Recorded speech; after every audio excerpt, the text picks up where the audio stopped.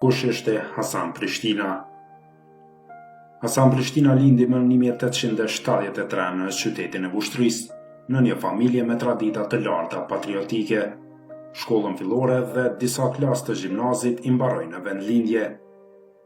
Në qytetin e tij të lindjes dhe në shkollë njihej me emrin Hasan Vuqiterni, dhe me që rrethte prej një familje e cila kishte arritur autoritet dhe pushtet, ai shkoi së pari në Selanik, ku përfundoi liceun Freng, ndërsa studimet e larta ato të shkencave politiko-juridike i kreu në Stamboll.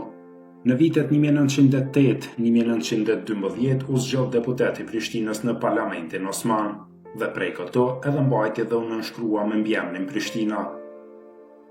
Në Parlamentin turk ai u angazhua hapur së bashku me deputet të tjerë shqiptar për mbrojtjen e të drejtave kombëtare të shqiptarëve.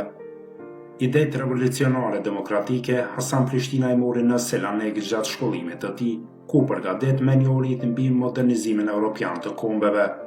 Meqense rrethte nga një familje e cila ishte në pozita të larta atkohë dhe me shumë ndikim në vilajetin e Kosovës, për një kohë të shkurtër arriti edhe në pozitën e kryekonsullit të shtetit të Turqisë.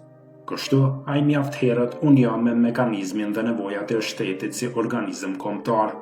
Në fillim të vitit 1912, së bashku me Ismail Qemalin, ishte ndër nismëtarët për organizimin e kryengritjes së përgjithshme të armatosur në Shqipëri, ku u shtua si udhëheqësi kryesor.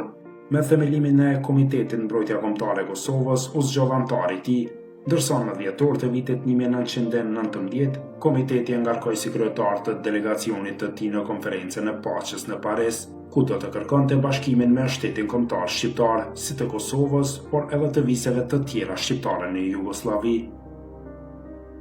Mori pjesë aktive në përgatitjen dhe organizimin e Kongresit të Lushnjës më 1920, ndërsa në prill të vitit 1921 u zgjodh deputet i Dibrës në Parlamentin shqiptar.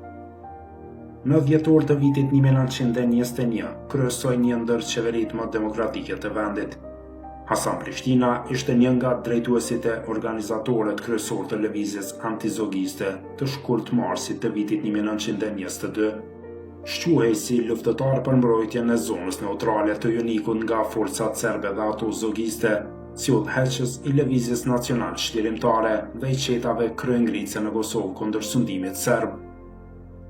Hasan Prishtina mori pjesë aktive në përgatitjen e revolucionit demokratik borgjez të qershorit të vitit 1924, ku luftoi për vënien në jetë të programit të qeverisë demokratike të dalë nga ky revolucion.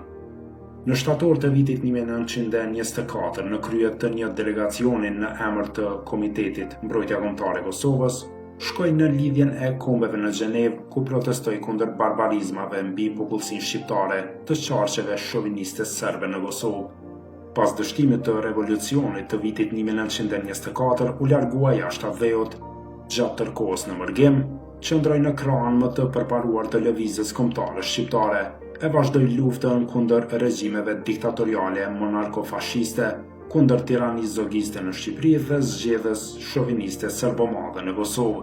Në drejtimin e tij u themelua Komiteti i Çlirimit të Kosovës, i cili veproi jashtë vendit krahas Komitetit të Çlirimit Nacional. Hasan Prishtina luftën çlirimtare në Kosovë përpoq ta lidh e ta bashkëlëndoj me luftën e popujve të shtypur ballkanik. Disa herë u bën nismëtar i bashkëpunimit me përfaqësuesit e organizatat nacional çlirimtare të Maqedonisë, të Bosnjës, të Kroacisë e të tjerë që vuanin në zgjedhjen e regjimeve shoviniste të huaja. Hasan Prishtina kërkonte respektimin e të drejtave kombëtare të të gjithë popujve ballkanik, gjë që do të arrihej sipas tij me formimin e shteteve kombëtare në bazë të parimit të vetëvendosjes, duke përjashtuar çdo formë të hegemonisë ndaj njëri tjetrit. Ndaj tij ishin organizuar disa herë atentate. Më 13 gusht të vitit 1933 u vrarë në Selanik nga një atentator i regjimit të Ahmet Zogut në bashkëpunim me qeverinë jugoslave. Në vitin 1977, eshtrat e Hasan Prishtinës u sollën nga Selaniku në Shqipëri, ku bë rivarrimi i tij në varrezat e dëshmorëve në Kokës, që të prehej sa më afër Kosovës.